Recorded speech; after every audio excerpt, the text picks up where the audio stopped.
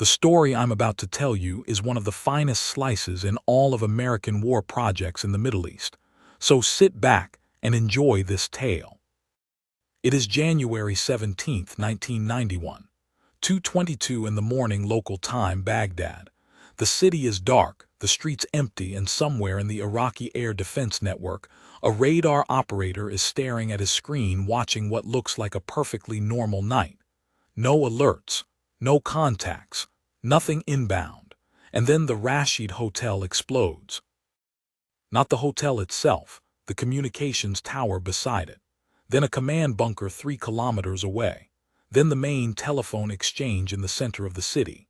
In the span of about 90 seconds, the nerve system of an entire country begins to come apart, and the men responsible are already gone. They were never on any radar screen. Baghdad's air defenses, one of the densest in the world at that time, never fired a single shot at them, because you cannot shoot at something you cannot see. The F-117 Nighthawk. If you were alive in 1991, you saw the footage. That grainy green targeting camera video, a crosshair drifting slowly over a building, and then a perfect black circle appearing in a rooftop as a laser-guided bomb dropped straight down an air shaft.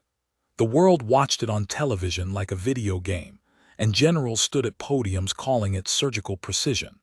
But the real story of the stealth fighter over Baghdad is not the clean footage they showed you. It is the human story of the men inside those cockpits, flying alone, flying dark, flying into the most heavily defended airspace on the planet with nothing but physics and nerve keeping them alive. There were exactly 42 F-117s deployed to the Gulf War. They flew out of Khamis Mushait Air Base in Saudi Arabia, so far south and so remote that pilots nicknamed it Tanapa East, a reference to the classified Nevada base where they had spent years training in total secrecy. These were not young hotshot fighter jocks. The Air Force deliberately selected older, more experienced pilots for the program. Men who could handle isolation, who could keep a secret for years, who could fly a single-seat aircraft with no wingman into a city of 5 million people and make decisions alone in the dark. One of those men was Major Jerry Leatherman. On the opening night of the war, he was assigned to hit the AT&T building in Baghdad, a facility the Iraqis were using as a military communications hub. His flight path took him directly over the city at medium altitude, slow and steady, holding the aircraft perfectly level for the laser to work while every instinct he had was screaming at him to move. He later said the hardest part was not the fear. The hardest part was the silence. No radio chatter, no radar warning tone, just the hum of the aircraft and the targeting display and the knowledge that if anything had gone wrong that night, no one was coming to get him. To understand why these men were so alone up there, you have to understand what the F-117 actually was, because even today most people misunderstand it. It was not fast. It was not maneuverable. It could not dogfight. It carried only 2 bombs. In almost every traditional measure of what makes a great combat aircraft, the Nighthawk was mediocre at best. What it could do, the one thing it could do that no other aircraft on Earth could do in 1991, was disappear. The shape of the aircraft was not designed for aerodynamics. It was designed for radar deflection.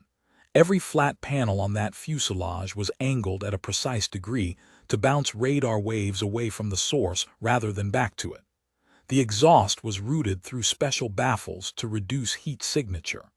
The cockpit canopy was coated with a material that prevented radar from bouncing off the pilot's helmet. The whole aircraft was covered in a radar-absorbing material that maintenance crews called iron ball paint, and applying it correctly before every single mission took hours. The F-117 on radar looked approximately like a small bird. In a sky full of birds, over a city that was shooting at everything, that was the margin that kept those pilots alive. On the first night, the 42 Nighthawks were responsible for hitting roughly 30% of all strategic targets in Iraq, despite representing less than 3% of the total coalition aircraft flying that night. More than 600 other aircraft were in the air that evening: F-15s, F-16s, Tornadoes, A-6 intruders, and every one of them needed the F-117 to go first. Because if the command centers were still up, if the radar networks were still talking to each other, if the surface-to-air missile batteries were still receiving targeting data, then everything that followed would fly into a coordinated defense. The stealth pilots were not just completing their own missions. They were opening the door for everyone else. Colonel Alton Whitley commanded the 415th Tactical Fighter Squadron that night. He later described watching his pilots walk to their aircraft in the darkness before takeoff and feeling something he had never felt before in 20 years of flying. He said it felt less like a military operation and more like watching men step off the edge of the earth.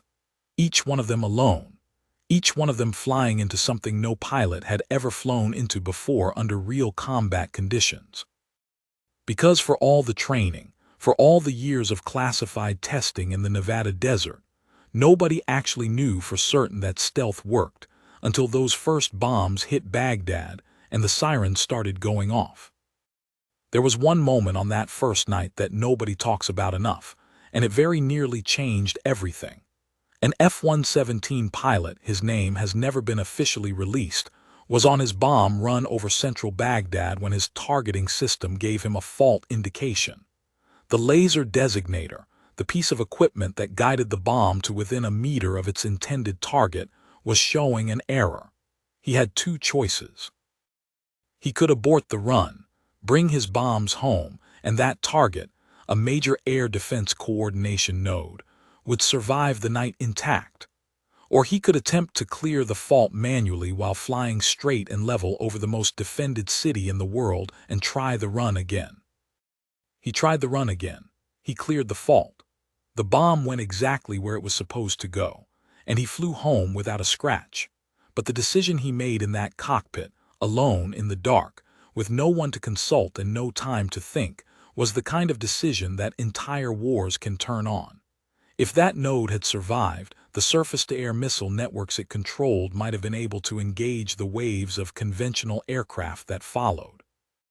How many pilots might not have come home that night because of one equipment fault and one man's choice to push through it rather than turn back? The war went on for 43 days. The F-117s flew 1,271 combat sorties. They scored a direct hit on their targets at a rate that Air Force analysts initially refused to believe. Not because they doubted the pilots, but because nothing in the history of aerial warfare had ever produced accuracy numbers like that. The conventional wisdom for decades had been that strategic bombing was inherently imprecise. You dropped enough bombs, and some of them hit what you were aiming at. The Nighthawk changed that assumption completely and permanently. But there was a cost that never made the press briefings. The maintenance burden on those aircraft was staggering. That radar-absorbing coating was fragile. Rain damaged it. Humidity degraded it. The heat of the Saudi desert worked on it constantly. Between missions, ground crews worked through the night in temperatures that reached over 100 degrees Fahrenheit, reapplying material, checking panel alignments, ensuring that every angle that needed to be precise was still precise. One maintenance crew chief later said that keeping one F-117 combat-ready in the Gulf felt like maintaining a race car between laps of a race that never stopped. These men and women never appeared in the targeting videos. Their names were never at the podiums. But without them, the door never opens. On the 27th of January, 1991, 10 days into the air campaign, something remarkable happened in the skies over Baghdad. An Iraqi radar operator working with a Soviet-supplied early warning system managed to get a fleeting return on something that should not have been there. It was not a clean contact.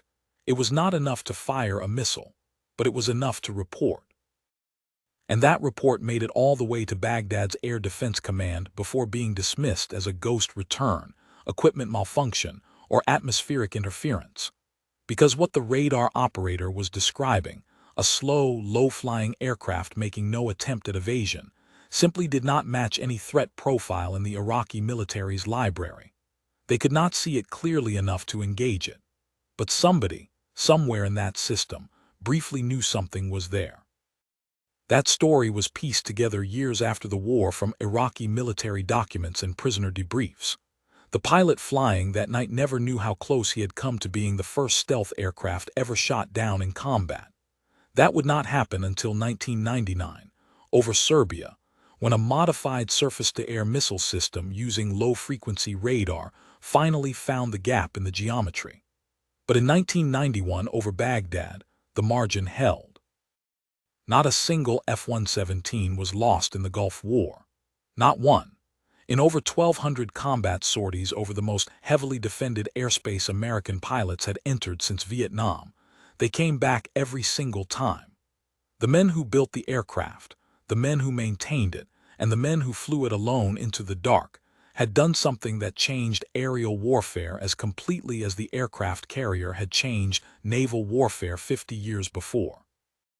When the war ended and the pilots came home, most of them went back to being largely anonymous. The program had been classified for so long that many of them had spent years telling their families they flew ordinary aircraft at ordinary bases doing ordinary things. Some of their children did not know what their fathers actually did until the declassification. One pilot's daughter, who was 9 years old when the war ended, said she remembered watching the Baghdad footage on television with her class at school and having absolutely no idea that the aircraft in that green, grainy video was her father's. He never told her until she was in college. That is the story of the Nighthawk over Baghdad, not the clean footage, not the podium briefings.